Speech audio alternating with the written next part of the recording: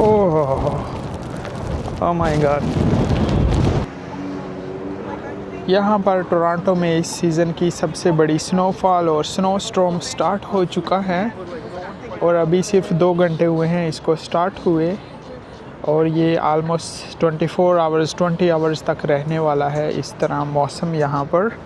और एक्सपेक्टेड है कि 25 सेंटीमीटर तक यहाँ पर स्नो पड़ेगी अभी। तो अभी सिर्फ 2 घंटे हुए हैं, आप देख सकते हैं कंडीशन क्या हो चुकी है रोड्स की। अभी ये सारी रात चलने वाला है वेदर इसी तरह नेक्स्ट डे तक। तो 24 घंटों बाद यहाँ पे और ज़्यादा स्नो होगी हर तरफ। Oh, this is his name is Faris.